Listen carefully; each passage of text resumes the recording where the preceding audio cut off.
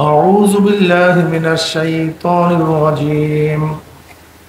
بسم الله الرحمن الرحيم.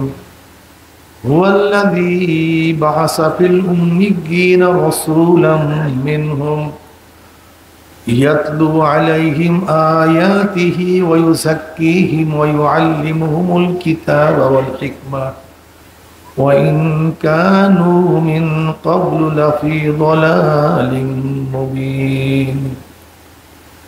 صدق الله العظيم وصدق رسول النبي الكريم.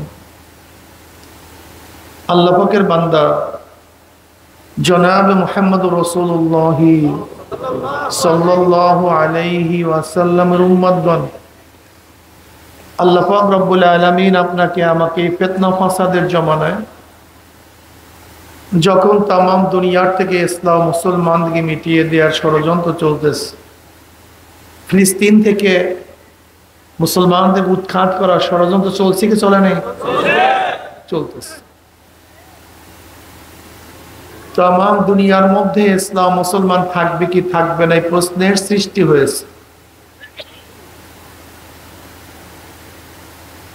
যে জন্য মানুষ নেকের কাজ ছাড়তেছে, গুনার কাজ ধরতেছে। শুধু গুনার কাজ ধরেই না, বরং গুনার কাজে প্রতিযোগিতা শুরু করছে, কে কার আগে জাহান্নামে যাবে।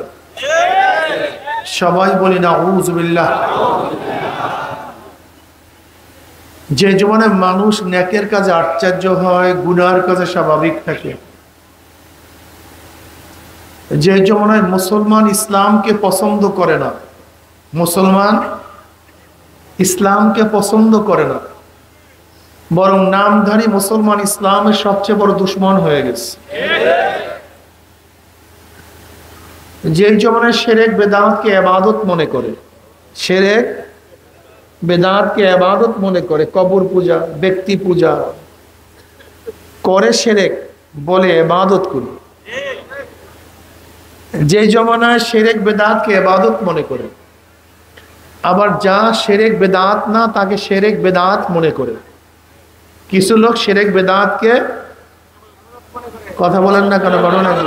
সবাই কথা বলবেন, একেবারে কথা বলবেন, হ্যাঁ না ঠিক ঠিক না, মুখ দিয়া কথা বলবেন। শিরক বেদাতকে, আবার যা শিরক বেদাত না তাকে শিরক বেদাত মনে করে। যেমন লামুজহাবিরা ইমাম মানা, মাযহাব মানাকে শিরক মনে করে, বেদাত মনে করে। আসলে এটাকে শিরক, এটাকে বেদাত। অথচ জরুরি বিষয়কে শিরক বেদাত মনে করে। যে জমানে আংশিক দিন পালন করেও, আংশিক দিন পালন করেও পরিপূর্ণ দিন পালন করে ঢেকুর তুলে পালন করে, আংশিক দিন দাবি করে আমার চেয়ে বড় দিনদার আর দুনিয়াতে নেই। সেই মুহূর্তে আল্লাহ পাক রব্বুল আলামিন আপনাকে আমাকে কোরআন ও হাদিসের মাজলিস, আলেম ওলামা, মুমিন মুত্তাকিন, জাকিরিন শাকিরিনদের গুরুত্বপূর্ণ এক দামি মাজলিসে আসার, বসার, বলা, শোনার তৌফিক আল্লাহ পাক দান করছেন। শুকরিয়া তার সবাই বলে আলহামদুলিল্লাহ। মাহফিলকে বন্ধ করার বহু ষড়যন্ত্র চলছিল, আজকেও চলছে। যাত্রা বন্ধ করার কোনো ষড়যন্ত্র নেই, মাহফিল যেন না হয়, এটা স্বাভাবিক হবে, এরকম, এইটাই বাস্তবতা। আর দিন ওয়ান নাসিহা, বুখারীর মধ্যে রাওয়ায়াত আসছে, নসিহাত, ওয়াজ, নসিহাতের নামই, উপদেশের নামই দিন। এই যতদিন ওয়াজ নসিহাত চলবে ততদিন দিনের বাতিও জ্বলবে। এই ওয়াজ নসিহাত উপদেশ যখন বন্ধ হয়ে যাবে, দিনের বাতিও নিভে যাবে। বিশ্বাস হয় না? আপনারা এখানে যারা টুপি পরছেন, এই যত মানুষ টুপি পরছেন, জন্মগতভাবে একজনও টুপি পরেননি। নিশ্চয়ই আপনাকে কেউ বলছে ভাই টুপি পরা সুন্নাত, নাকি? ওই ব্যক্তির নসিহাতের উপদেশের কারণেই আপনি টুপি পরছেন। আমরা যারা দাড়ি রাখছি, জন্মগতভাবে কেউ দাড়ি রাখিয়া জন্মগ্রহণ করি নাই। কেউ আপনাকে বলছে সমস্ত নবীদের দাড়ি ছিল, আমার নবীরও দাড়ি ছিল, দাড়ি ওয়াজিব, সাবাতাবি সুন্নাহ, দাড়ি ওয়াজিব, সুন্নাত থেকে সাহাবেত, হাদিস দ্বারা সাহাবেত। এই দাড়ির এই ফজিলাত ওই ফজিলাত শোনার কারণে আপনি দাড়ি, কথা বলেন না কেন? যদি আপনাকে কেউ না বলতো এই কথা, তার মানে নসিহাতের নামই দিন। আপনি নামাজ পড়তেছেন, নিশ্চয়ই আপনাকে কেউ বলছে ভাই নামাজ পড়া ফরজ, পড়া উচিত, নামাজ না পড়লে এই ক্ষতি, পড়লেই উপকার, আপনি নামাজ ধরছেন। যাই হোক, আমি দুই একটা উদাহরণ দিলাম। আমরা যেই কাজগুলি করি না কেন, নিশ্চিত কাউর থেকে আপনি কাজগুলি শুনছেন, এই আমলগুলি শুনছেন। যদি এই আমলগুলি নসিহাত ওয়াজ কেউ না করতো, তাহলে আমলগুলি আমরা, এর জন্য আমার নবী আলাইহিস সালাতু ওয়াস সালাম ফরমান, পড়বেন না সাল্লাল্লাহু আলাইহি ওয়াসাল্লাম, জবান খুলতে কোনো সমস্যা আছে না তো ভাই? আমার নবীকে আল্লাহ পাক এত বেশি মোহাব্বত করেন, ভালোবাসেন, আপনি নবীর উপরে দুরূদ পড়বেন একবার, আমার মাওলার রহমত নাজিল করবে 10 বার। এর জন্য নবী আলাইহিস সালাতু পড়েন না কিন্তু সাল্লাল্লাহু আলাইহি ওয়াসাল্লাম, একটু দুরূদ পড়িয়েন। এখানে আসছেন কিছু কামাই করার জন্য, নেকি কামাই করার জন্য। নেকি কামাই করবে না, এখানে আসছেন কেন বেহুদা? এর চেয়ে ব্যবসা করেন গিয়া। ওই দেখেন না, এখন গিয়া দেখেন কত মানুষ ব্যবসার মধ্যে লিপ্ত, কত মানুষ এই বাজারে গিয়া দেখেন না কত মানুষ লিপ্ত। ওরা দুনিয়ার কাজেই ব্যস্ত থাকবে। আর এখানে কিছু লোক আছে একসময় ব্যবসা করছে, এখন আবার দিনের কাজে চলে আসছে, নেকি কামাই করার জন্য চলে আসছে, আখিরাতে ব্যবসা করার জন্য হাজির হয়ে গেছে। এইভাবেই কেউ দুনিয়ার পাগল, কেউ আখিরাতের পাগল। কি কথা ঠিক না? যাই হোক,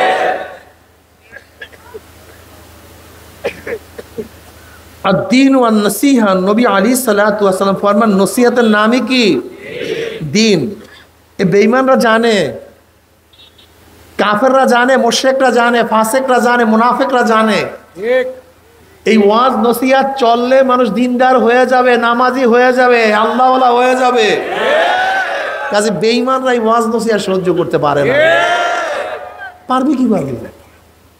ওরা চায় মানুষ মদ্যপায়ী হোক, গাঁজাখোর হোক, ওরা ধর্ষক হোক, খুনি হোক, লুটারা হোক, ডাকাত হোক, বদমাশ হোক, এ তো ওদের পোয়া ভারী হবে। ওরা চায় না মানুষ দিনদার হোক, নেককার হোক। যাই হোক, এরপর আল্লাহ পাক রব্বুল আলামিন সুন্দর একটা পরিবেশ করছেন। আমরা শুকরিয়া আদান সবাই বলে আলহামদুলিল্লাহ। এই মাজলিস অনেক গুরুত্বপূর্ণ, অনেক দামি। জিকিরের মাজলিস এত দামি, এত গুরুত্বপূর্ণ। আমি সবসময় জিকিরের মাজলিসকে ধোলাই কারখানা বলি। ধোলাই কারখানা যখন জামা কাপড় দেয়া হয়, জামা কাপড়গুলি ময়লা, কিন্তু যখন কারখানাওয়ালা ফেরত দেয় পরিষ্কার, ময়লার কোনো চিহ্নও থাকে না। কথা ঠিক না? এখানে ঢুকছিলাম গুনাহ নিয়ে, গুনার ময়লা নিয়ে। আল্লাহ পাক কবুল করলে মাজলিস থেকে বের হয়ে যাব গুনাহ সাফ করিয়া, পরিষ্কার। বুখারীর মধ্যে দীর্ঘ এক রওয়ায়াত আসছে, জিকিরের মাজলিসকে কেন্দ্র করে আল্লাহ পাক ফেরেশতাদের সাথে বিভিন্ন প্রশ্ন এবং জবাব দেওয়ার পরে সিদ্ধান্ত দেন, উশহিদুকুম আন্নী কদ গাফারতু লাহুম, ফেরেশতারা সাক্ষী থাক, গোটা মাজলিসের বান্দাদের গুনাহ খাতা আমি সব মাফ করে দিচ্ছি। এই যে একবার সুবহানাল্লাহ পড়ছেন, পড়ার সাথে সাথে আমল নামায় 1000 নেকি লেখা হয়ে গেছে, 1000 গুনাহ ঝরে গেছে। ইন্নাল হাসানাতি ইউযহিবনাস সাইয়্যাত, নেকি গুনাহকে এমন ভাবে মিটায়া দেয়, মনে হয় যেন এই ব্যক্তি কোনোদিন গুনাহই করে নাই। যেরকম ময়লা কাপড় ভালো মতো যদি ধোলাই করা হয়, মনে হয় যেন কোনোদিন ময়লাই লাগে নাই, নাকি ভাই? ময়লা কাপড়কে ভালো মতো ধোলাই করলে মনে হয় যেন কোনোদিন ময়লাই লাগে নাই। ঠিক তওবার পানি দিয়ে যদি ভালো মতো গুনাহকে ধোলাই করা হয়, নেকির পানি দিয়ে যদি গুনাহকে ধোলাই করা হয়, মনে হয় যেন কোনোদিন গুনাহই করে নাই। এর জন্য এই মাজলিস হলো ধোলাই কারখানা। দুনিয়ার ধোলাই কারখানায় কাপড় ধোলাই করা হয়, আর আখিরাতের ধোলাই কারখানায় গুনাহ ধোলাই করা হয়। আল্লাহ যেন আমাদের সবাইকে গুনাহ মাফ করাই এখান থেকে বিদায় দেয়। আল্লাহুম্মা আমিন। আমি সংক্ষিপ্ত কিছু আলোচনা করব, খুব খেয়ালের সাথে কথা শোনা চাই, ঠিক না ভাই? দেখেন আমরা মুসলমানরা বিভিন্ন মতের বিভিন্ন পথের আর কোনো শেষ নাই। এই পথ আর মত যে কত আছে এর কোনো শেষ নাই, কোনো সীমা নাই। এক একজনের বুঝ এক এক ধরনের, যে যেইভাবে বুঝছে সেইভাবে মানছে। আর এই বুঝটা সবচেয়ে দামি, বুঝের চেয়ে দামি কোনো জিনিস নেই। এই বুঝের কারণেই মানুষ আস্তিক, এই বুঝের কারণেই মানুষ নাস্তিক, এই বুঝের কারণেই মানুষ মুসলমান, এই বুঝের কারণেই মানুষ খ্রিস্টান, এই বুঝের কারণেই মানুষ হিন্দু, ইয়াহুদি। এই বুঝের কারণেই কেউ নামাজ পড়ে, কেউ নামাজ ছাড়ে। এই বুঝের কারণেই কেউ দুধ বিক্রি করে মদ পান করে, আর কেউ মদ বিক্রি করে দুধ পান করে। কি কথা ঠিক না? সব কিছুর পিছনে কি? বুঝ। আর এই বুঝ দেন কে? নবী আলাইহিস সালাতু ওয়াস সালাম ফরমান, মাইয়ুরিদুল্লাহু বিহি খাইরান ইউফাক্কিহু ফিদ্দীন। আল্লাহ পাক যাকে পছন্দ করেন তাকে দ্বীনের বুঝ দান করেন। আর যাকে আল্লাহ পাক পছন্দ করেন না, গোটা নবীর ইচ্ছা করলেও তাকে কেউ বুঝাতে পারবে। বুঝ দেওয়ার মালিক কে? আল্লাহ। এই বুঝ সবচেয়ে দামি, এর চেয়ে দামি কোনো জিনিস নেই। দেখেন এই বুঝের কারণে মানুষ নাস্তিক। যারা মনে করছে যে স্রষ্টা বলতে কেউ নেই, এমনি এমনি সব কিছু সৃষ্টি হয়ে গেছে, তারা কি হয়ে গেছে? নাস্তিক হয়ে গেছে। যারা মনে করে না এর পেছনে স্রষ্টা আছে, স্রষ্টা ছাড়া সৃষ্টি হয় না, তারা আস্তিক হয়ে গেছে। কথা বলেন। যারা মনে করে স্রষ্টা একজন না তিনজন, স্রষ্টা কয়জন? একজন না তিনজন। আল্লাহ একজন, ঈসা একজন, এবং মারিয়াম আলাইহিস সালাতু ওয়াস সালাম একজন। এরকম যারা মনে করে, এই বুঝ যাদের মধ্যে পয়দা হয়েছে তারা খ্রিস্টান হয়ে গেছে। কি হয়ে গেছে? যারা মনে করে না স্রষ্টা দুইজন, আল্লাহ একজন, উযাইর ইবনুল্লাহ, আল্লাহ তো আছে আর উযাইর তার সন্তান। আর জাত জাতি হয়, জাত কি হয়? জাত হয়। আমার সন্তানের সমস্ত জাত আমারই হয়। কলা গাছের গোড়ার থেকে কি হয়? কলা গাছই হয়। বাঁশের থেকে একই জাত, জাতের থেকে কি বের হয়? একই জাত বের হয়। তা আমার সন্তান থেকে বের হয় সেটাও কি? একই জিনিস, আমারই সন্তান। গোশত রক্ত সব কি এক। জাতের থেকে একই জাত বের হয়। মুরগির থেকে কি বের হয়? কথা বলেন না কেন? মুরগির থেকে, ধানের থেকে ধান বের হয়, জাতের থেকে। যেহেতু ঈসা বের হয়েছে আল্লাহর থেকে, কাজে সেও কি? কথা বলেন না কেন? ওদের ধারণা বলছি, আমাদের বুঝের কথা বলছি, আমাদের কথা বলছি না, আমি ওদের কথা বলছি। যেহেতু ঈসা বের হয়েছে কার থেকে? আল্লাহর কাছে। ঈসাও কি? আল্লাহ। এটা খ্রিস্টানদের দাবি।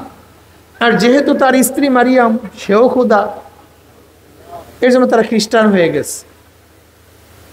ইহুদিরা মনে করে না তার একজন ছেলে আছে উযাইর, সে আল্লাহর পুত্র। যেহেতু আল্লাহর পুত্র সেও কি? আল্লাহ। এই বুঝের কারণে তারা ইহুদি হয়ে গেছে। হিন্দুরা মনে করে না স্রষ্টা একজন, কিন্তু সমস্ত ক্ষমতার মালিক তিনি নন। ক্ষমতা কি হয়ে গেছে? ভাগ হয়ে গেছে। সূর্যের ক্ষমতা একজনের কাছে, চন্দ্রের ক্ষমতা একজনের কাছে, পানির ক্ষমতা আর একজনের কাছে, বাতাসের ক্ষমতা আর একজনের কাছে, ভালো মন্দের ক্ষমতা আর একজনের কাছে, বিদ্যা বুদ্ধির ক্ষমতা আর একজনের কাছে, ধনী বানাবার ক্ষমতা গণেশের কাছে, বিদ্যা বুদ্ধি দেওয়ার ক্ষমতা সরস্বতীর কাছে, জোলা কলেরা বসন্ত থেকে বাঁচাবার ক্ষমতা কালীর কাছে। কথাটা বুঝাতে পারিনি। হিন্দুরা এত পূজা করে কেন, এত দেবদেবী কেন জানেন? হ্যাঁ না রে ভাই, হিন্দুদের এত দেব দেবীর কারণ হলো ক্ষমতা বিকেন্দ্রীকরণ হওয়ার কারণে। আমি যদি সরস্বতীকে পূজা করতে পারি, আরাধনা করে সন্তুষ্ট করতে পারি, তাহলে আমি বিদ্বান হয়ে যাব। যেহেতু ধনী বানাবার গরিব বানাবার ক্ষমতা গণেশের কাছে, আমি যদি গণেশকে পূজা করে আশ্রা করে তাকে তপস্যা করে সন্তুষ্ট অর্জন করতে পারি, তাহলে আমি কি হয়ে যাব? ধনী হয়ে যাব। এই বিশ্বাসের কারণেই কিন্তু তারা কি করে? এই মূর্তির কাছে মাথা নত করে। ঠিক এই বিশ্বাস থেকে আমাদের মধ্যে একদল মানুষের বিশ্বাস চলে আসছে যে অমুকের কাছে গেলে আমি বাচ্চা পাবো, অনিকের কাছে গেলে আমি চাকরির পদোন্নতি পাবো, অমুকের কাছে গেলে আমি ভালো হয়ে যাব, কবরের কাছে গেলে আমি সব কিছু বাস পেয়ে যাব। এবং তারা কি মনে করে যে জান্নাতে দেওয়ার মালিক পীর, ওই ব্যক্তি। যদি আমি আমার বাবাকে সন্তুষ্ট করতে পারি তাহলে আমি জান্নাতে চলে যাব, আর তাকে অসন্তুষ্ট করলে জাহান্নামে চলে যাব। এর জন্য দেখবেন একদল লোক আছে হিন্দুদের বিশ্বাস থেকে, তারা বিশ্বাসী হয়ে তারা ওই ব্যক্তিকে পূজা করে, আল্লাহকে সেজদা করে না। এরকম আছে কি নেই? এরা হিন্দু হয়ে গেছে। আর আমরা মনে করি আল্লাহ কয়জন? সমস্ত ক্ষমতার মালিককে। তিনি কাউর থেকে জন্ম নেন নেয়, জন্ম দেন নাই, সমস্ত ক্ষমতার একচ্ছত্র মালিক তিনি। কুল হুয়াল্লাহু আহাদ আল্লাহুস সামাদ লাম ইয়ালিদ ওয়া লাম ইউলাদ ওয়া লাম ইয়াকুল লাহু কুফুয়ান আহাদ। এই বিশ্বাস যাদের মধ্যে হয়ে গেছে তারা মুসলমান হয়ে গেছে, মুমিন হয়ে গেছে। আমি কথাটা বুঝাতে পারিনি। এই সব কিছু কি? বিশ্বাস। সব কিছু কি? বিশ্বাস। একদল মানুষ আছে যারা মনে করে জনাব মুহাম্মদ রাসূলুল্লাহ সাল্লাল্লাহু আলাইহি ওয়াসাল্লাম দুনিয়াতে আসছেন শুধু দাওয়াত দেওয়ার জন্য। তার কাজই দাওয়াত, দাওয়াতের বাইরে আর কোনো কাজ নেই। অথচ জনাব মুহাম্মদ রাসূলুল্লাহ সাল্লাল্লাহু আলাইহি ওয়াসাল্লামের দুনিয়াতে আসার কারণ কি? এ তো আল্লাহ পাক জায়গায় জায়গায় বয়ান করছেন। এই আয়াতের মধ্যে কয়েকটা কারণ বয়ান করছেন। হুয়াল্লাযী বাআসা ফিল উম্মিয়্যিনা রাসূলাম মিনহুম ইয়াতলু আলাইহিম আয়াতিহি ওয়া ইউযাক্কিহিম ওয়া ইউআল্লিমুহুমুল কিতাবা ওয়াল হিকমা ওয়া ইন কানু মিন ক্বাবলু লাফি যালালিম মুবিন। ওই সত্তা যিনি প্রেরণ করছেন উম্মীদের মধ্য থেকে একজন উম্মি রাসূল, উম্মীদের মধ্যে একজন উম্মি রাসূল প্রেরণ করছেন। উম্মি মানে কি? যে লেখাপড়া শিখে নাই, লেখাপড়া কারোর কাছে শিখে নাই, লিখতে জানে না, কারোর কাছে পড়ালেখা করে নাই। দেখেন আল্লাহ পাক রব্বুল আলামিন নবী আলাইহিস সালাতু ওয়াস সালামের সিফাত গুণ বয়ান করছেন। তিনি একজন উম্মি, লেখাপড়া করেন নাই। তার গুণ কি? তিনি উম্মি, লেখাপড়া করেন নাই, লেখাপড়া শিখেন নাই, কিন্তু তার কাজ বয়ান করছে কি? উল্টা। ইয়াতলু আলাইহিম আয়াতিহি, তিনি কোরআন তেলাওয়াত করিয়া শুনাইবে। ওয়া ইউআল্লিমুহুল কিতাব, কিতাবের ইলম শিক্ষা দিবে। ওয়া ইউযাক্কিহিম, এবং তিনি তাজকিয়া নফস করাবেন। ওয়াল হিকমা, এবং কোরআনের ব্যাখ্যা প্রদান করবেন। পরিচয় দিয়েছে তিনি উম্মি, তিনি লেখাপড়া, কিন্তু কাজগুলি সব শিক্ষিত মানুষের। আজীব মানুষ। কি কথাটা বুঝাতে পারি না? আমি বললাম কি, এই ব্যক্তি কাউর কাছে পড়ে নাই, শিখে নাই, লিখতে জানে না, পড়তে পারে না, কিন্তু তার কাজ কি? ইউনিভার্সিটিতে ক্লাস নিবে। এটা কেমন কথা হলো আমাকে বলেন? আমি পরিচয় দিলাম ব্যাপারে উম্মি, কিন্তু সে কি করবে? বুখারী শরীফ পড়াবে। আমি বললাম সে উম্মি, আমি পরিচয় দিলাম তার কাজটা কি? তিনি তাফসীর পড়াবেন। আজীব। এর কারণটা কি? কি বুঝলেন? দেখেন জনাব মুহাম্মদ রাসূলুল্লাহ সাল্লাল্লাহু আলাইহি ওয়াসাল্লাম একজন মাউথপিস, মাইক হরেন। দেখেন আপনারা সবাই বয়ান শুনতেছেন, বয়ান কিসের মাধ্যমে শুনতেছেন? মাইকের মাধ্যমে, মাউথপিসের মধ্য থেকে যাইতেছে। আচ্ছা মাইক কি কথা বলে না আমি কথা বলি? পিছনে আমি, মাইক আপনাকে শুনাইয়া দেয়। তাই নবী আলাইহিস সালাতু ওয়াস সালাম যেহেতু উম্মি, পড়ালেখা করেন নাই, তাহলে তিনি যা করতেছেন, যা বলতেছেন তা নিজের থেকে না, নিশ্চয়ই পিছনে এক শক্তি আছে। সেই শক্তিকে, সেই শক্তি আল্লাহ। তিনি শুধু শুনাইয়া দেন, প্রকাশ করেন।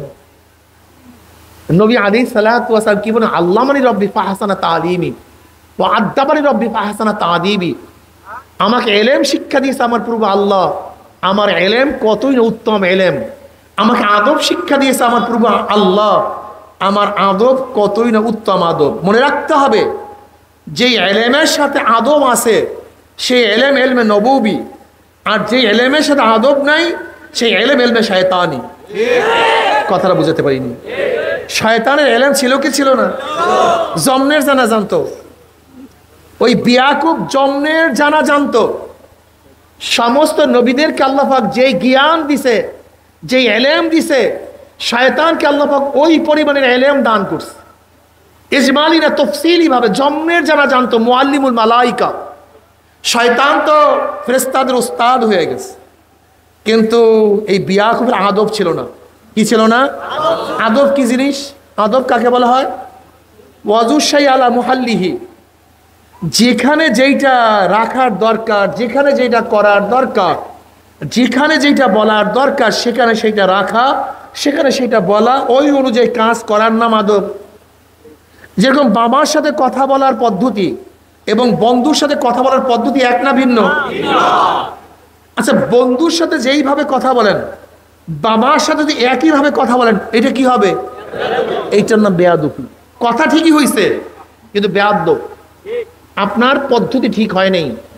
কথাটা বুঝতে পারিনি। মায়ের সাথে কথা বলার যেইভাবে প্রয়োজন, স্ত্রীর সাথে কি একই ভাবে কথা বলার প্রয়োজন? না, পার্থক্য আছে। কিন্তু আপনি স্ত্রীর সাথে যেভাবে কথা বলেন, মায়ের সাথে যদি একইভাবে কথা বলেন, নিশ্চয়ই আপনি বেয়াদব। কথাটা বুঝতে পারেন? আপনার বন্ধুর সাথে যেইভাবে কথা বলেন, উস্তাদের সাথে কি একইভাবে কথা বলবেন?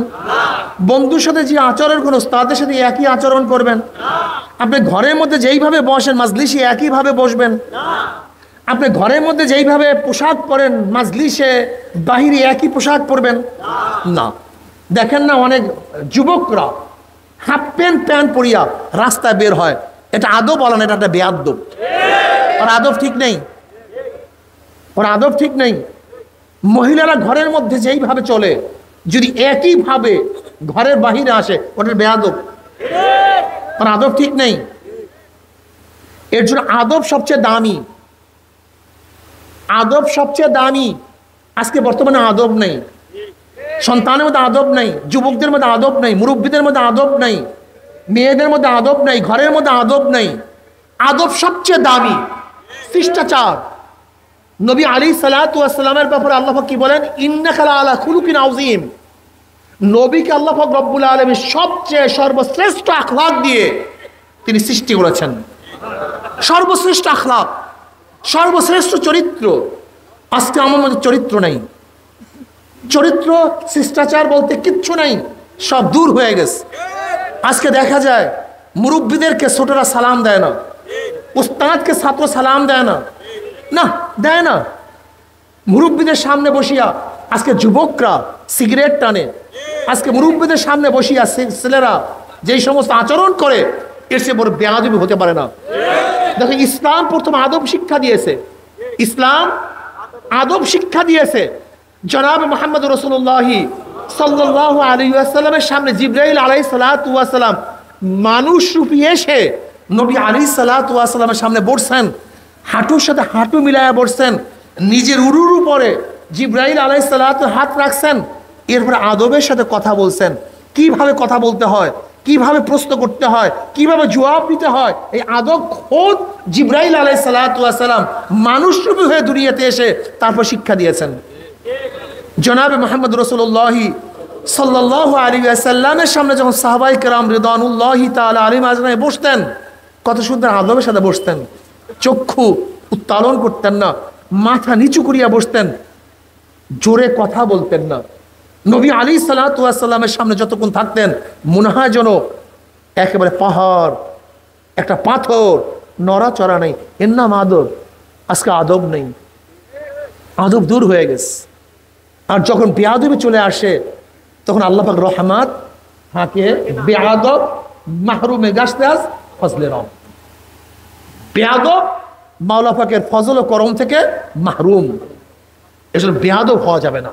আদব সবচেয়ে দামি। আদব কি জিনিস? যেখানে যেটা যেভাবে রাখা হয়। যেমন আপনি বাথরুমে ঢুকবেন, ডাইন পাও দিয়ে ঢুকবেন না বাম পাও দিয়ে ঢুকবেন? যদি আপনি ডাইন পাও দিয়ে ঢুকেন, বাথরুমের আদব ঠিক করেন নাই। খানার সময় ডাইন দিক থেকে খাবেন না বাম দিক থেকে খাবেন? যদি বাম দিক থেকে খান, আপনার খানার আদব ঠিক হয় নাই। আপনার শোয়ার সময় ডাইন কাঁধে শুবেন না বাম কাঁধে প্রথম শুবেন? যদি আপনি প্রথমেই বাম কাঁধে শোন, আপনার ঘুমের আদব ঠিক হয় নাই। আপনার ঘরে ঢোকার আদব, ঘর থেকে বের হওয়ার আদব, সব কিছুর আদব ইসলাম আপনাকে শিক্ষা দিয়েছে। আজকে আদব আমাদের মধ্যে নেই। দেখেন, যে এলেমের সাথে আদব নাই ওই এলমে শয়তানি, ওটা এলমে নববী না। নবী আলাইহিস সালাতু কি বলেছেন? আল্লাহ মানে রব্বি, আমাকে শিক্ষা দিয়েছে আমার পূর্ব আল্লাহ। ও আদ্দা মানে রব্বি, আমাকে আদব শিক্ষা দিয়েছে আমার পূর্ব আল্লাহ। এই জন্য আদব শিক্ষা চাই, আজকে আদব নেই। যাই হোক, জনাব মুহাম্মদ রাসূলুল্লাহ সাল্লাল্লাহু আলাইহি ওয়াসাল্লামের এলেম আছে আদবের সাথে, আর শয়তানের এলেম ছিল আদববিহীন এলেম। এই জন্য মারদুদ হয়ে গেছে, চিরতরে জাহান্নামী হয়ে গেছে। জনাব মুহাম্মদ রাসূলুল্লাহ সাল্লাল্লাহু আলাইহি ওয়াসাল্লামকে আল্লাহ পাক উম্মি হিসেবে দুনিয়াতে প্রেরণ করেছেন, কিন্তু এত খেদমত দিয়েছেন, গোটা দুনিয়ার যত জ্ঞানী আছে সমস্ত জ্ঞানীরা স্বীকার করতে বাধ্য হয়েছে নবী মুহাম্মদের চেয়ে জ্ঞানী গোটা দুনিয়াতে না আগে ছিল, না তার জমানায় ছিল, না কোনোদিন পরে আসবে। জনাব মুহাম্মদ রাসূলুল্লাহ সাল্লাল্লাহু আলাইহি ওয়াসাল্লামকে আল্লাহ প্রেরণ করছেন হুয়াল্লাযী বাআসা বিল উম্মিয়িনা রাসূলাম মিনহুম। রসুল, রসুল এবং নবীর মধ্যে পার্থক্য আছে কি নেই? কেউ বলে পার্থক্য নাই। যারা বলে পার্থক্য নেই তারা কি বলেন? ইসলাহি উম্মাতের জন্য, উম্মাতের সংশোধনের জন্য যারা আসছে এরা নবীও রসুলও, কিন্তু তাদের উপরে কোরআন ইশকাল তুলে, প্রশ্ন তুলে, তোমার কথা ঠিক না, ওমা আরসালনা মিন ক্বাবলিকা মিন রাসূলিন ওয়ালা নাবিয়্যিন। এখানে মাতুফ আলাই মুগাইয়ের হয়, একে অপরের বিপরীত হয়। তার মানে রসুল এবং নবীর মধ্যে পার্থক্য অবশ্যই আছে। জায়েদুন বকরুন, আমার কাছে আসছে জায়েদ এবং বকর। জায়েদ এবং বকর এক জিনিস না ভিন্ন জিনিস? মাতুফ আলাই কি হয়? একে অপরের কি হয়? বিপরীত হয়। তাই নিশ্চয়ই আল্লাহ পাক রব্বুল আলামিন বলছেন ওমা আরসালনা মিন ক্বাবলিকা মিন রাসূলিন ওয়ালা নাবিয়্যিন। কাজী মাতুফ আলাই অবশ্যই নবী এবং রসুল কি না? এক না। কেউ বলতেছেন যে নবী এবং রসুলের মধ্যে পার্থক্য তা আছে, পার্থক্যটা কি? কেউ বলে যাদের উপর নতুন কিতাব আসছে তারা রসুল, আর যাদের উপর নতুন কিতাব আসে নাই তারা নবী। যারা শরীয়তের প্রবক্তা তারা রসুল, আর যারা শরীয়তের প্রবক্তা না তারা কি? নবী। অর্থাৎ নতুন শরিয়াত যারা জারি করে তাদেরকে রসুল বলা হয়, আর যারা নতুন শরিয়াত জারি করে না তাদেরকে নবী বলা হয়। অথচ আল্লাহ পাক কানা নাবিয়্যা ওয়া রাসূলা। হযরত ইসমাঈল আলাইহিস সালাতু ওয়াস সালাম কি আল্লাহ পাক রব্বুল আলামিন কি বলছেন? কানা রাসূলান নাবিয়্যা, তিনি রসুল এবং কি নবী। অথচ ইসমাঈল আলাইহিস সালাতু ওয়াস সালাম শরীয়তের প্রবক্তাও ছিলেন না এবং কিতাবদারিও ছিলেন না, অথচ কোরআন তাকে কি বলছে? রসুল বলছে। এখন পার্থক্যটা কি? এইটা মনে রাখবেন। এতক্ষণ বয়ান মনে রাখার দরকার নেই, অনেকে বুঝবেও না, বোঝার দরকারও নেই, কিন্তু এখন যে এই বয়ানটা করব এইটা কিয়ামত পর্যন্ত মনে রাখবেন। নবী এবং রসুলের মধ্যে পার্থক্য কি? ইমাম ইবনে তাইমিয়া রাহমাতুল্লাহ আলাইহি বলেন, নবী এবং রসুলের মধ্যে পার্থক্য, যারা রসুল প্রত্যেকের উপরে আমরু বিল মারুফ ও নাহি আনিল মুনকার, অন্যায়ের মোকাবেলা করা, জিহাদ করা ফরজ, কিন্তু সমস্ত নবীদের উপরে জিহাদ করা ফরজ। কথা বলেন না কেন?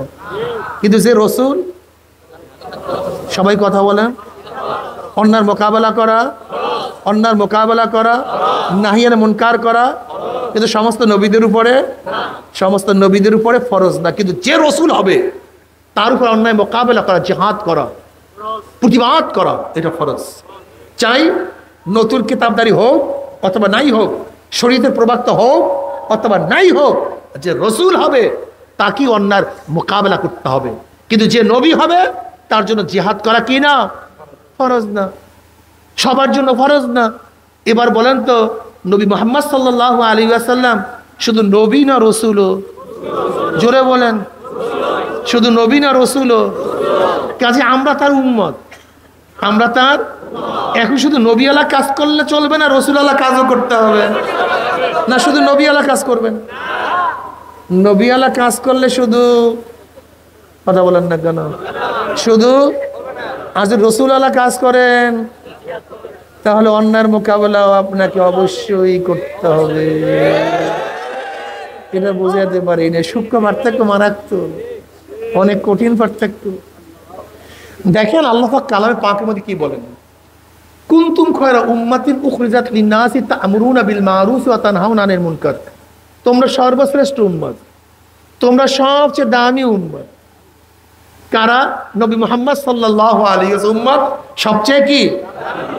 দুইটা কারণে। দুইটা। কয়টা কারণ ভাই? হ্যাঁ বলেন তো কয়টা কারণ? কুনতুম খায়রা উম্মাতিন উখরিজাত লিন-নাস, বের করা হয়েছে তোমাদেরকে কাদের জন্য?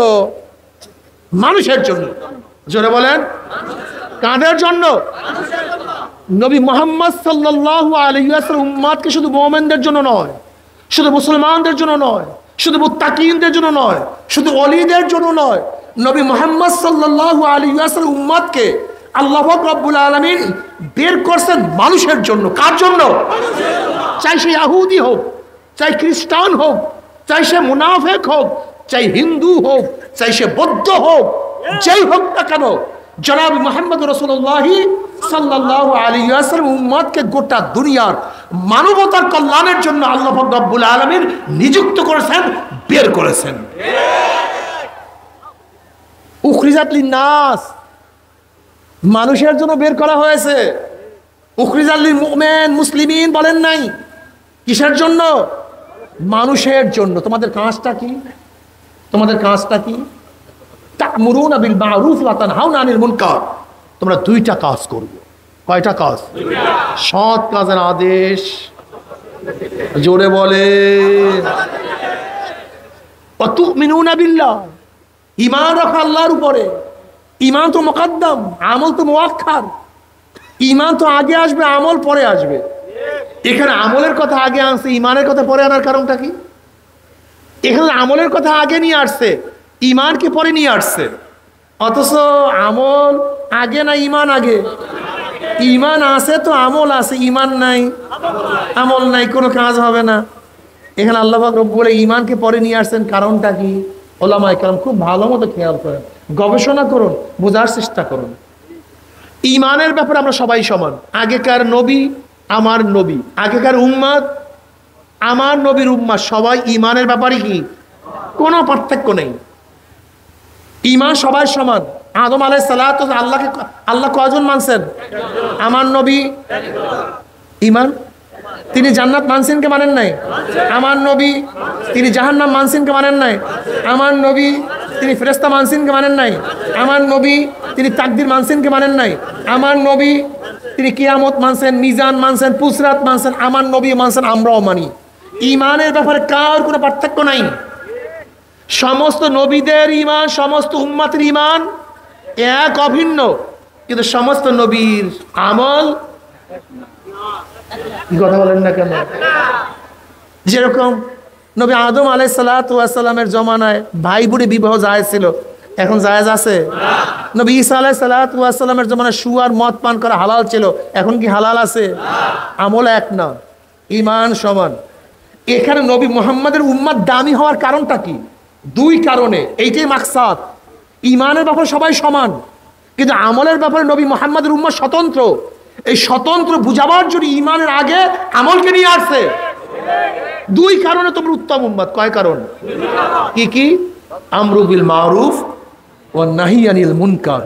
তোমরা সৎ কাজের আদেশ করবে, অসৎ কাজটা মানুষ থেকে নিষেধ করবে, বিরত রাখবে। এখন আমি প্রশ্ন করতে চাই, যেই কারণে তুমি উত্তম, যেই কারণে সর্বশ্রেষ্ঠ, সেই কারণ যদি তোমার মধ্যে না থাকে, তাহলে তুমি সর্বশ্রেষ্ঠ হতে পারবা? মাশাআল্লাহ, বয়ান তো বুঝে বলেছেন। দেখেন, খুব ভালো মতো বুঝবেন। ইবাদতের ব্যাপারে আগেকার উম্মতরা আমাদের চেয়ে অনেক বেশি ইবাদত ছিল, আবেদ ছিল। আপনি আমি কি সিজদা করি, তার অনেক বেশি সিজদা করত। আপনি আমি কি জিকির করি, তার অনেক বেশি জিকির করত। আপনি আমি কে ত্যাগ করি, ওরা অনেক বেশি ত্যাগ করত। এত ত্যাগ করতো, এত ইবাদত করতো যে সারা দিন কিছুই খাইতো না, কয়েকদিনে কিছু খাইতো না। আগেকার যেমন উম্মতেরা এরকম ইবাদত করতে করতে হাড্ডি সার হয়ে যাইতো। এরকম হাড্ডি সার, বিবাহ করতো না, জঙ্গলে থাকতো, গির্জার মধ্যে থাকতো, কোনো সময় বের হইতো না, এত ইবাদত করতো। তারপরও তাদের চেয়ে আমরা উত্তম উম্মত হওয়ার কারণটা কি? যদি সিজদার কারণে, জিকিরের কারণে, তালিমের কারণে, তাহলে ওরাও তো উত্তম, আমরা উত্তম হবো কেন? না, ওই কারণে আমরা উত্তম উম্মত না। ওইটা ঠিক আছে, কিন্তু স্পেশালিটি কি, স্বতন্ত্রতা কি? আমাদের মধ্যে দুইটা জিনিস, আমরু বিল মারুফ ওয়া নাহি আনিল মুনকার। আমি আপনাদেরকে প্রশ্ন করতে চাই, একজন ব্যক্তি যদি সারাদিন ইবাদত করে, সে কিতাব পড়ায়, পীর সাহেব সারাদিন তপস্যা করে, সব কিছু ঠিক আছে, কিন্তু হাজারো গর্হিত কাজ চোখের সামনে, কিন্তু ভুরুও নড়ে না, প্রতিবাদ করে না, সে উত্তম উম্মত হতে পারবে? মাশাআল্লাহ, ফতোয়াতে বুঝা গেছে। মাশাআল্লাহ, একেবারে ক্লিয়ার ক্লিয়ার, কোনো সন্দেহ নাই। যত কিছু হোক না কেন, যদি অন্যায়ের মোকাবেলা প্রতিবাদ আপনি না করেন, আপনি কোনো অবস্থাতে উত্তম উম্মত হতে পারবেন? করবেন কিভাবে প্রতিবাদ? নবী আলাইহিস সালাতু ওয়াস সালাম সুন্দরভাবে হাদিসে বয়ান করছেন। ও নবী সাইদ খুদরি রাদিয়াল্লাহু তাআলা قال قال رسول الله صلى الله عليه وسلم من راى منكم منكرا فليغير بيده فإن لم يستطع بلسانه فإن لم يستطع بقلبه وذلك أضعف الإيمان رواه মুসলিম। যদি গর্হিত কাজ দেখো, ক্ষতাদ্রোহী কাজ দেখো, শক্তি থাকলে শক্তি দিয়ে পরিবর্তন করে দাও। যেরকম সন্তান যদি খারাপ কাজ করে, এখানে নসিহত না, বাবা ফেরো করিও না, না, শক্তি প্রয়োগ করো। কি প্রয়োগ করো? মেয়ে যদি খারাপ কাজ করে, কি প্রয়োগ করো? শক্তি দিয়ে পরিবর্তন করে দাও। যদি ছাত্র খারাপ কাজ করে, নসিহত করবে না শক্তি প্রয়োগ করবা? স্ত্রী যদি খারাপ কাজ করে, শক্তি প্রয়োগ করবে না নসিহত করবা? আমাদের প্রাইম মিনিস্টার যদি বাংলাদেশের মানুষ খারাপ কাজ করে, নসিহত করবে না, বরং শক্তি দিয়ে পরিবর্তন করে দিবে। যদি শক্তি থাকে, শক্তি দিয়ে পরিবর্তন করে দাও। যদি সেই শক্তি না থাকে, তাহলে নবী আলাইহিস সালাতু ওয়াস সালাম ফরমান, মুখ দিয়ে এমন ভাবে বলো যেন পরিবর্তন হয়ে যায়। মুখ দিয়ে এমন ভাবে বলো, বলতে থাকো যেন পরিবর্তন হয়ে যায়। পরিবর্তন হয় না? মনে আছে ফতুয়া বিরোধী আইন মুখ খোলার কারণে বাস্তবায়ন করতে? থেমিস মূর্তি হাইকোর্টের সামনে বসাবে, মুখ খোলার কারণে। কথা বলেন না কেন? অবৈধ নারী নীতি বাস্তবায়নের চেষ্টা চলছিল, মুখ খোলার কারণে। দারুণের থিওরি বাস্তবায়নের চেষ্টা চলছে, মুখ খোলার কারণে।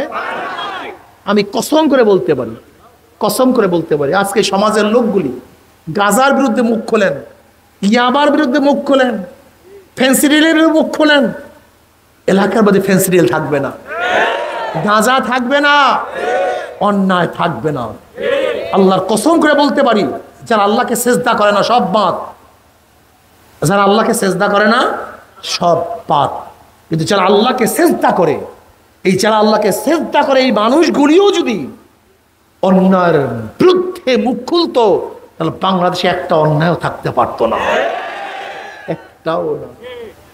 কিন্তু অন্যায়ের বিরুদ্ধে মুখ খুলি না। তুমি উত্তম উম্মত হতে পারো যদি মুখে বলার ক্ষমতা না থাকে, মনে মনে কি করো?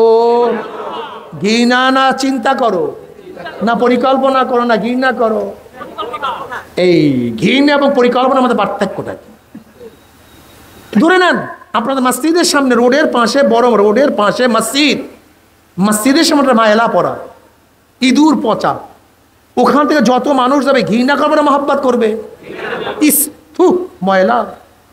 লেকিন যতই ঘৃণা করেন, 1 কোটি মানুষ ঘৃণা করলেও ময়লা কিন্তু যায় নাই। সময় যায়, পচে, গন্ধ বেশি ছড়ায়। কিন্তু এক ইমাম সাহেব পরিকল্পনা করছে, এখানে ময়লা, ঝাড়ুর প্রয়োজন, বালতির প্রয়োজন, ঝাঁটার প্রয়োজন, পরিকল্পনা মাফিক পানি দিয়ে, ঝাড়ু দিয়ে পরিষ্কার করছে ময়লা। কথা বলেন না কেন? কয়জনের পরিকল্পনায়? 1 কোটি মানুষের ঘৃণায়, পরিকল্পনায়। ফালিগাইরু বিয়াদিহি ফালিগাইরু বিলিসানিহি ফালিগাইরু বিকলবি। পরিকল্পনা করো, শুধু ঘৃণা না। আল্লাহ পাক কি বলেন? আফালা তাতাফাক্কারুন আফালা তুবসিরুন আফালা তাকিলুন। তোমাদের কি চিন্তা নাই? তোমরা কি চিন্তা করো না? তোমাদের কি আকল নাই, জ্ঞান নাই? তোমরা কি দেখো না? প্রত্যেক মুসলমান পরিকল্পনা করেন গর্হিত সমাজকে কিভাবে ঘুরে ধরা সমাজকে পরিবর্তন করা যায়। চিন্তা করুন, চিন্তা করুন। এক ফেকের হাজারো হাজারো আমলের চেয়ে দামি, এক চিন্তা হাজারো হাজারো ফেকের চেয়ে, হাজারো আমলের চেয়ে দামি। চিন্তা করুন, সমাজ নিয়ে চিন্তা করুন, এই জাতি নিয়ে চিন্তা করুন, মানুষ নিয়ে চিন্তা করে আজকে বেনমাজির সংখ্যা তো বাড়বে কেন, এত বেরোজগারের সংখ্যা বাড়বে কেন? আজকে কেরু কোম্পানি চিনিতে ব্যবসা করতে পারে না, মদে 200 কোটি টাকা লাভ করবে কেন? আজকে মুসলমানের সন্তান নামাজ পড়বে না কেন? আজকে মুসলমানের সন্তান ইসলামের প্রতি কথা বলবে কেন? আজকে নবীর উম্মত দাবি করবে কিন্তু তাদের চেহারায় দাড়ি থাকবে না কেন? আজকে আমার মা বোনরা জান্নাত এবং জাহান্নামের বয়ান শুনলে কাঁদাকাঁদি করে কিন্তু পর্দা করবে না কেন? কারণ ফিকির করুন, জাতি নিয়ে চিন্তা করুন। আল্লাহ পাক আপনার জন্য আপনাকে বানান নাই, শুধু আপনার ঘরের জন্য আল্লাহ পাক আপনাকে বানান নাই, শুধু আপনার সংসারের জন্য আল্লাহ পাক আপনাকে বানান নাই। উখরিজাত লিন্নাস, উখরিজাত লিন্নাস, গোটা মানুষের জন্য আপনাকে আমাকে বের করছেন আল্লাহ পাক, গোটা মানুষের কল্যাণের জন্য বের করছেন, গোটা মানুষকে দাওয়াত দেওয়ার জন্য বের করছেন, গোটা মানুষকে দ্বীনদার বানাবার জন্য বের করছেন। এর জন্য উম্মত, নবীর উম্মত একটু জাতি নিয়ে ভাবো না। আজকে অবস্থাটা কি? মুসলমান ইসলাম পছন্দ করে না, সব জায়গায় অনিসলাম। আজকে নবীর কথা বললে কত মায়ের কত গুতা, আজকে নবীর কথা এখানে বলবো, কোরআন হাদিসের কথা বলবো, কত বাধা। কারণটা কি? একটু চিন্তা করো। জনাবে মুহাম্মদ রাসূলুল্লাহ সাল্লাল্লাহু আলাইহি ওয়াসাল্লাম শুধু নিজের চিন্তা করলে অনেক ভালো খাইতে পারতেন, অনেক ভালো চলতে পারতেন। নবী আলাইহিস সালাতু ওয়াস সালাম ইশারা করলে গোটা উহুদ পাহাড়টা স্বর্ণ হইয়া যাইত। আমার নবীর চেয়ে দামি কেউ নাই, আল্লাহর পরেই সবচেয়ে দামি কে? কথা বলেন, আল্লাহর পরেই সবচেয়ে দামি কে? এই জনাব মুহাম্মদুর রাসূলুল্লাহ সাল্লাল্লাহু আলাইহি ওয়াসাল্লাম এত দামি হওয়া সত্ত্বেও হেরেমের মধ্যে তার মাথার মধ্যে কেন উটের নারী বুড়ি চাপায়া দেওয়া হবে? আব্দুল্লাহ ইবনে মাসউদ রাদিয়াল্লাহু ফরমান, বুখারীর মধ্যে রওয়ায়াত আছে, নবী আলাইহিস সালাতু ওয়াস সালাম হেরেমের মধ্যে নামাজরত অবস্থায় ছিলেন। আবু জাহেল কাফেররা বলতেছে, বেঈমানের গোষ্ঠী কে আসো, মুহাম্মদ যখন সিজদার মধ্যে যাবে অমুক গোত্রের উটের নারী বুড়ি তার মাথার মধ্যে কে চাপাই দিতে পারবা? এক বেঈমান বলতে আছে আমি পারবো। নবী আলাইহিস সালাতু ওয়াস সালাম যখন সিজদার মধ্যে পড়লেন, ওই বেঈমান উটের নারী বুড়ি আমার নবীর মাথা চাপায়া দিছে। আব্দুল্লাহ ইবনে মাসউদ রাদিয়াল্লাহু ফরমান, আমি দেখতেছিলাম কিন্তু প্রতিবাদ করার ক্ষমতা আমার মধ্যে নাই। কে যেন ফাতেমা রাদিয়াল্লাহু তাআলা আগে খবর দিছে। ফাতেমা রাদিয়াল্লাহু তাআলা ছোট বাচ্চা, দেখে বাবা উটের পচা নারী বুড়ি নিচে চাপা পড়ো।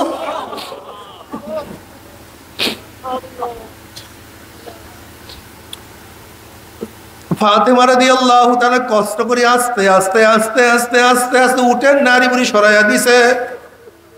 আমার নবী মাথা তুলছে। যেই নবীকে না বানাইলে, যেই নবীর জন্য আমরা সবাই, যেই নবী এত দামি, সেই নবী এত কষ্ট কেন সহ্য করছে? নিজের জন্য না, তোমার আমার জন্য আমার নবী এত কষ্ট এত সাধনা করছে না বাবা।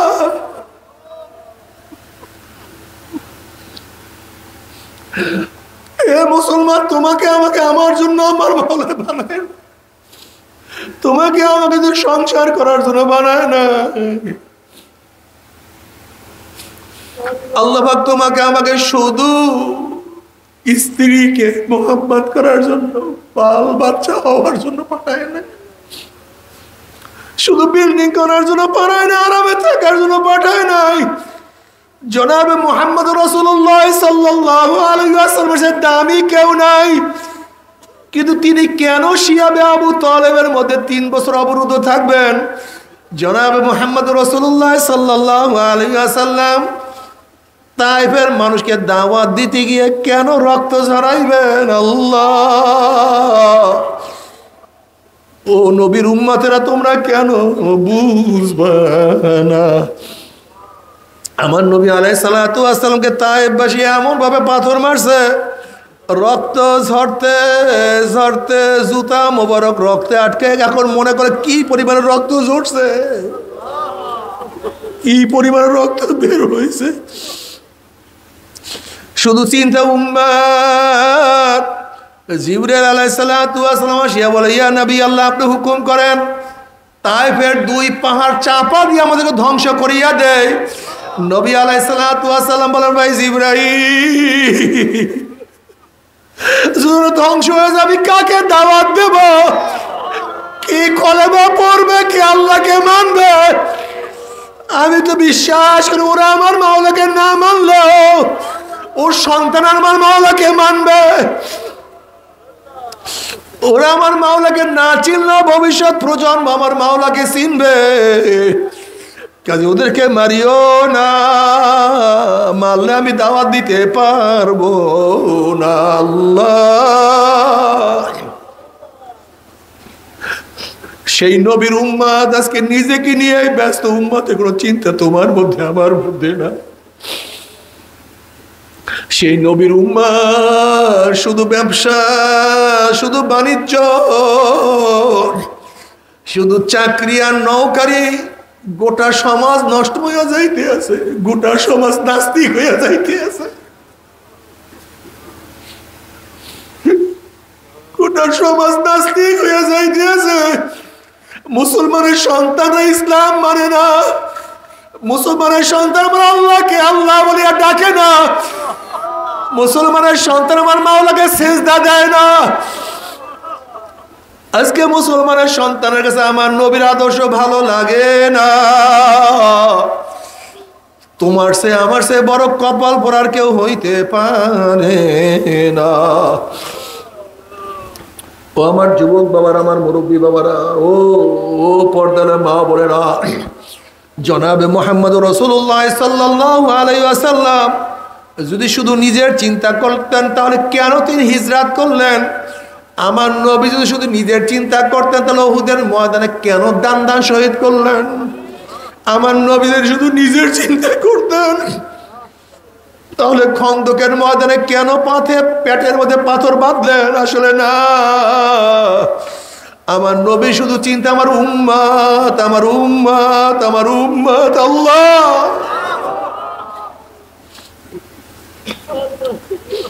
আল্লাহ দিনের খাদেম হিসেবে সবাইকে কবুল করিয়া না। আল্লাহ দিনের খাদেম হিসেবে সবাইকে কবুল করিয়া না। দিনের ফেকে সবার মাথার মধ্যে ঢুকাইয়া দাও। আমাদের সবার মধ্যে দিনের ফেকে ঢুকাইয়া দাও। আল্লাহ আল্লাহ। যুবক বাবারা, ও আমার মুরব্বী বাবার, ও আমার পর্দার মা বোনেরা, যদি নবীর আদর্শ মানিয়া কবরে যাইতেই পারো, জনাবে মুহাম্মদ রাসূলুল্লাহ সাল্লাল্লাহু আলাইহি ওয়াসাল্লাম রওজার সাথে তখন সুরাক হয়ে যাবে, রাস্তা হয়ে যাবে। ফেরেশতারা প্রশ্ন মান হাজার রজুল ছিল ওই ব্যক্তিকে। তখন যুবক দেব আমার নবীর মাথার সাথে তার মাথার মিল, আমার নবীর চেহারার সাথে তার চেহারার মিল, আমার নবীর পোশাকের সাথে তার পোশাকের মিল, আমার নবীর আদর্শের সাথে তার আদর্শের মিল, আমার নবীর দলের সাথে তার দলের মিল, আমার নবীর সাথে তার নেতার মিল। উমরি ওই যুবক বলবে, মুরব্বী বলবে, ওই মহিলা বলবে যে আমার নবী জনাবে মুহাম্মদ রাসূলুল্লাহ সাল্লাল্লাহু আলাইহি ওয়াসাল্লাম আমার মাওলার ডাক দিবা, সাদাকা আবদি, আমার বান্দা সত্য কথা বলছে। আফরিশুল ফরাশা মিনাল জান্নাহ ওয়া আলবিসু মিনাল জান্নাহ, এ ফেরেশতা আমার বান্দা বান্দির গায়ের মধ্যে জান্নাতের পোশাক লাগাইয়া দে। জান্নাতের নাজ নেয়ামত দিয়ে গোটা কবরটালে ভরিয়ে দে। আল্লাহ তুমি কবুল করিয়া নাও। কিয়ামতের মাঠে আল্লাহ পাকের মুমিন বান্দা বান্দি উঠবে, জনাবে মুহাম্মদ রাসূলুল্লাহ সাল্লাল্লাহু আলাইহি ওয়াসাল্লাম ডাকিয়া ডাকিয়া নিজের হাতে হাউজে কাউসারের পানি পান করাইয়া দিবে। মান শারিবা লাম ইয়াজমা আবাদা, যেই ব্যক্তি এক পেয়ালা হাউজে কাউসারের পানি পান করতে পারবে 50,000 বছরের মধ্যে আর কোনোদিন পানির পয়সা লাগবে না। আল্লাহ তুমি কবুল করিয়া নাও। ওয়া ইন মিনকুম ইল্লা ওয়ারিদুহা কানা আলা রাব্বিকা হাতমান মাকদিয়্যা সুম্মা নুনাজ্জিল্লাযীনা ইত্তাকাউ ওয়া নাযারুয যালিমিনা ফিহা জিসিয়্যা। নবী আলাইহিস সালাতু ওয়াস সালাম পুসরাতের কিনারায় দাঁড়ানো থাকবে, তার উম্মতরা পাড়ি দিয়া মাওলার জান্নাতে চলিয়া যাইবে। একদল উম্মত তো বিজলির গতিতে পুসরাত পাড়ি দিয়া চলিয়া যাবে, একদল উম্মত বাতাসের গতিতে, কেউ ঘোড়ার গতিতে, কেউ দৌড়াইয়া দৌড়াইয়া, কেউ হাঁটিয়া হাঁটিয়া মাওলার জান্নাতে চলিয়া যাবে। আল্লাহ তুমি কবুল করিয়া নিও। জান্নাতে যাওয়ার পর আল্লাহর তরফ থেকে সালামুন কওলাম মির রব্বির রহিম, আমার মাওলার তরফ থেকে শান্তি আর শান্তি। অশান্তি কি জিনিস আর কোনোদিন দেখা লাগবে না। কিন্তু আমার মুসলমান বাবারা, ও আমার মোমেন বাবারা, ও নাস্তিকের দলেরা, বেঈমানের দলেরা, মুশরিকের দলেরা, আমি শুনাইয়া গেলাম, মানো আর না মানো তুমি বুঝবে, আর তোমার মাওলাই বুঝবে। নাফরমান বদমাশ বেঈমান যখন কবরের মধ্যে চলিয়া যাবে, নবী আলাইহিস সালাতু ওয়াস সালাম রওজার সাথে যখন সুরাখ হয়ে যাবে, রাস্তা হইয়া যাবে, ফেরেশতারা প্রশ্ন মানহাজার রজুল, চেনো ওই ব্যক্তিকে? নাফরমান দেখবেন নবীর মাথার সাথে নাফরমানের মাথার কোনো মিল নাই, নবীর চেহারার সাথে নাফরমানের চেহারার মিল নাই, নবীর পোশাকের সাথে নাফরমানের পোশাকের মিল নাই, নবীর আদর্শ নীতির সাথে নাফরমানের নীতি আদর্শের মিল নাই, নবীর সাথে ওর দলের মিল নাই, নবীর সাথে ওর নেতার মিল নাই। তখন নাফরমান আমার নবীকে চিনতে পারবে না। নাফরমান বলবে, হা হা লা আদরি, আমি ওনাকে চিনি না, ওনার সাথে আমার কোনোই পরিচয় নাই। অমনি আমার মাওলা ডাক দিয়ে বলবে, কাযাবা আদুউল্লাহ, আমার দুশমন মিথ্যা কথা বলছে, এ কবরে মাটি চাপ দে। অমনি কবরের দুই পাশে মাটি এত জোরে চাপ মারবে, চাপে সরে এক পাথর হাঁটিয়ে আর এক পাথর লাগাইয়া ফেলাইবে। এ ফেরেশতারা কবরের মধ্যে আগুন ধরাইয়া দেয়, অমনি গোটা কবরটা আগুনে ভরিয়া যাবে। এ সাপ জড়াইয়া ধর, অমনি 99 সাপ নাফরমানকে প্যাঁচ মারবে। বাবারে সহ্য করতে পারবি? ওই আযাব তো কেউ সহ্য করতে পারবো না। এরপর কিয়ামতের ময়দানে আল্লাহ নবী বলে, আয় আমার উম্মতরা, আমি এক পেয়ালা হাউজে কাউসারে পানি পান করাইয়া দেই। সবাই দৌড় দেবে, গেটের মধ্যে ফেরেশতারা একদল মানুষকে আটকাইয়া ফেলাইবে, আল্লাহ মাফ করিয়া দিও। ওরা বলবে, ইয়া নবী আল্লাহ, ইয়া রাসূলুল্লাহ, আপনি আমাদের কাছে ডাকছেন, কিন্তু ফেরেশতারা আমাদেরকে আসতে দেয় না। নবী আলাইহিস সালাতু ওয়াস সালাম বলবে, ফেরেশতারা ছাড়িয়া দাও, আমি আমার উম্মতরে এক পেয়ালা হাউজে কাউসারে পানি পান করাইয়া দেবো, 50,000 বছরের মধ্যে আর কোনোদিন পানির পেশাল লাগবে না। তখন ফেরেশতারা বলবে, ইয়া নবী আল্লাহ, ইয়া রাসূলুল্লাহ, আপনি তো জানেন না, আপনি দুনিয়ার থেকে বিদায় হওয়ার পরে নাফরমান নামাজ পড়তো না, রোজা রাখতো না, আপনার দিন পছন্দ করতো না, সুন্নাত অনুযায়ী চলতো না, আপনার বিরুদ্ধে স্লোগান দিছে, ইসলামের বিরুদ্ধে কত স্লোগান দিছে। আপনাকে যারা নেতা মানতো, আপনাকে যারা নবী মানতো, দিন অনুযায়ী চলতো, তাদেরকে কত গালি দিছে, কত টিটকারি, কত ফাজলামি করছে। ওরা তো দিনকে পরিবর্তন করিয়া ফেলাইছে। এই কথা শোনার সাথে সাথে নবী আলাইহিস সালাতু ওয়াস সালামের কলিজা মোবারকে কষ্ট লাগিয়া যাবে। তখন নবী আলাইহিস সালাতু ওয়াস সালাম বলবেন, সোহকান সোহকান সোহকান, দূর হ দূর হ দূর হ, তোরা আমার উম্মত না। যদি আমার নবী পরিচয় নাই দেয়, কি উপায় হবে? কে তোমাকে সুপারিশ করবে? জনাব মুহাম্মদুর রাসূলুল্লাহ সাল্লাল্লাহু আলাইহি ওয়াসাল্লামকে কিয়ামতের মধ্যে আল্লাহ পাক ঘোষণা দিয়ে দিবেন, ইশফা তুশাফা সাল তুতা। এ আমার নবী, আপনি সুপারিশ করেন, যে সুপারিশ করবেন সেই সুপারিশ আমি কবুল করব। আপনি যা চাইবেন আমি তাই আপনাকে দিয়া দেব। যদি নবী তোমাকে আমাকে নাই চেনে, যদি না পরিচয় দেয়, কি উপায় হবে? আমার যুবক বাবারা, আমার মুরব্বী বাবারা, আমার মা বোনেরা, আমার নবী তো আগেই বলছেন, মান তাশাব্বাহা বিকওমিন ফাহুয়া মিনহুম। যার সাথে যার মোহাব্বত তার সাথে তার কিয়ামত। আল্লাহ তোমার নবীর সাথে মোহাব্বত রাখার তৌফিক দিয়ে দাও। নবী আলাইহিস সালাতু ওয়াস সালাম ফরমান, মান আহাব্বা সুন্নতি ফাকাদ আহাব্বানি ওয়া মান আহাব্বানি কানা মাই ফিল জান্নাহ। যারা আমার সুন্নাতকে মোহাব্বত করবে তারা আমাকেই মোহাব্বত করলো, আর যারা আমাকে মোহাব্বত করলো আমার সাথে তারা জান্নাতে চলিয়া যাবে। আল্লাহ কবুল করিয়া না। আর আল্লাহ না করুক, আল্লাহ না করুক, আল্লাহ না করুক, যদি নবী আলাইহিস সালাতু ওয়াস সালাম তোমাকে আমাকে পরিচয় নাই দেয়। وأما من أوتي كتابه بشماله فيقول يا ليتني لم أوت كتابيا ولم أدر ما حسابيا يا ليتها كانت القاضية ما أغنى عني ماليا هلك عني سلطانيا خذوه فغلوه ثم الجحيم صلوه ثم في سلسلة ذرعها 70 ذراعا فاسلكوه। যাদের আমল নামা বাম হাতে পড়িয়া যাবে, বাম হাতটা সিনা ফারিয়া পিছনের দিকে চলিয়া যাবে। আল্লাহ তুমি আমাদের সবাইকে মাফ করিয়া দাও। বলবে আফসোস, যদি আমি আমার আমল নামা না পাইতাম, যদি আমি বিচারের সম্মুখীন না হইতাম, যদি আমার কবর শেষ ঠিকানা হইয়া যাইত। কোথায় আমার মাল, কোথায় আমার ক্ষমতা? যেই মেম্বারি চেয়ারম্যান এমপির জন্য এত সাধনা করছে, কই ক্ষমতা কোনোই তো আমার কাজে লাগলো না। যেই টাকা পয়সার জন্য এত সাধনা, কই টাকা পয়সা, কই কিছুই তো কোনো কাজ হয় নাই। নাফরমান আফসোস করবে, হাত চাবাইতে থাকবে। আমার মাওলা পাক বলবে খুজুহু ফাগুল্লুহু, এ ফেরেশতার নাফরমানকে ধর, ওকে বান্ধিয়া ফেলা। এই আদেশ দেওয়ার সাথে সাথে 70 গজ লম্বা লম্বা আগুনের শিকল দিয়া নাফরমানকে পেঁয়াজ দিয়া ফালাইবা। আল্লাহ মাফ করিয়া দাও।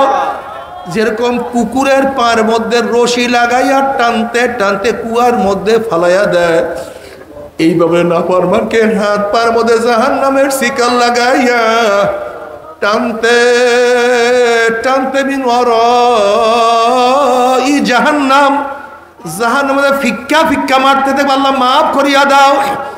জাহান্নামের মধ্যে মারার পরে 70 বছর পর্যন্ত, 1 না 2 না 1 বছর 2 বছর না 70 বছর পর্যন্ত জাহান্নামের নিচে যাইতেই থাকবে, যাইতেই থাকবে। ডাইনে আগুন, বামে আগুন, উপরে আগুন, নিচে আগুন, সামনে আগুন, পিছনে আগুন, শুধু আগুন আর আগুন। আল্লাহ তুমি আমাদের সবাইকে মাফ করিয়া দাও। নাফরমান যখন পানি পানি করে চিল্লাইতে থাকবে, আল্লাহ পাক ডাক দিয়ে ফেরেশতারা নাফরমানকে দুনিয়াতে কত ঠান্ডা পানি পান করাইছি, কত নিয়ামত আমি খাওয়াইছি। আমার এত নিয়ামত খাইয়া লইয়া যারা আমার হুকুম মানে নাই, ওই জাহান্নামীদের জন্য ঠান্ডা জাতীয় ঠান্ডা পানির ব্যবস্থাও আমি রাখি নাই। আল্লাহ তুমি মাফ করিয়া দাও। আমি ওদের জন্য গরম পুইজ এবং গরম পানির ব্যবস্থা রাখছি। ওই পানি এবং পুইজ এত গরম হবে, যখন জাহান্নামের চেহারার সামনে পানি এবং পুইজ নিয়ে আসা হবে, পানি এবং পুইজের গরমে চেহারার চামড়াটা খুলিয়া জাবাত করে পড়িয়া যাবে। এরপরও পানির তৃষ্ণা মিটবে না। যখন ডক ডক ডক করে পানি এবং পুইজ গিলিয়া খাইয়া ফেলাইবে, পেটের মধ্যে গিয়া নারী বুড়ি সব জ্বালাইয়া পোড়াইয়া গলাইয়া পিছনের রাস্তা দিয়া জুব জুব করে ফলাইয়া দিবে। আল্লাহ পাক কালামে পাকের মধ্যে ফরমান লা ইয়ামুতু ফিহা ওয়ালা ইয়াহইয়া, মানুষ মরবেও না, মানুষ বাঁচবেও না, জীবন বাহির হবে কিন্তু বাহির হবে না। বাবার সহ্য করতে পারবি? ওই জাহান্নামের এক সেকেন্ড আযাব কেউ তো সহ্য করতে পারবো না। তবে মুমিন মুসলমান বলতে সবাইরে মনে চায় গুনার থেকে ফিরিয়া নেক আমল করিয়া মাওলার জান্নাতে, কিন্তু সবাইরই যাইতে মনে চায়। গুনাহ নিয়া মাওলার জাহান্নামে কাউরে কিন্তু যাইতে মনে চায় না। কিন্তু কেনই বা আমরা নেক আমল করতে পারি না, কেনই বা গুনার কাম ছাড়তে পারি না? এর মূল কারণ হলো আপনার এবং আমার পিছনে নফস এবং শয়তান লাগিয়া রইছে। এই নফস এবং শয়তান থেকে ফেরার জন্য যে কোনো একজন হক্কানি আল্লাহর ওলির হাতে হাত দিতে হবে রে বাবা। খবরদার, বর্তমান জমানায় পীর মুরিদের ভেজাল, শিরক, বিদআত, হিংসা, হাসাদে পরিণত হয়ে গেছে। সমস্ত আল্লাহর ওলির একমত, যেই পীরের 5 জন মুরিদের মধ্যে কমপক্ষে 3 জনকে দেখবেন আলহামদুলিল্লাহ সুন্নাত মুআফিক আমল আখলাক মজবুত হয়ে যাইতে আছে, গুনার কাম ছাড়তে আছে, নেকের কাম ধরতে আছে, কলব নরম হইয়া চোখে পানি আসতে আছে। বৃক্ষতর নাম কি, ফলে পরিচয়। আমি চরমোনাই বুঝি না, চরমোনার দামাত প্রশংসা প্রচার প্রসার করার জন্য আসিনে রে বাবা। চরমোনায় যাওয়ার তোমার কোনো দরকার নাই, কোনো দরকার নাই, কোনো দরকার নাই। তুমি যার কাছে গিয়া পারো গুনার কাম ছাড়ো, নেকের আমল ধরো, কলব নরম করিয়া চোখে পানি নিয়া মাওলার কবরে যাইও। যেরকম দুনিয়ার ঘরে আগুন লাগলে পানি ছাড়া নিবানো যায় না, ঠিক তো দ্রুপ তোমার এবং আমার গুনার দ্বারা যে জাহান্নামের আগুন জ্বলিয়া রইছে, চোখের পানিও ছাড়া কিন্তু জাহান্নামের আগুন নিবানো সম্ভব না। কাজে বাবা, আমার জন্য দোয়া চাই, আমিও দোয়া করি, সবাই সবার জন্য প্রাণ খুলিয়া দোয়া করো, যেন কিয়ামতের ময়দানে গলাগলি বাঁধিয়া মাওলা একসাথে জান্নাতে যাওয়ার তৌফিক দিয়া দেয়। আল্লাহুম্মা আমিন।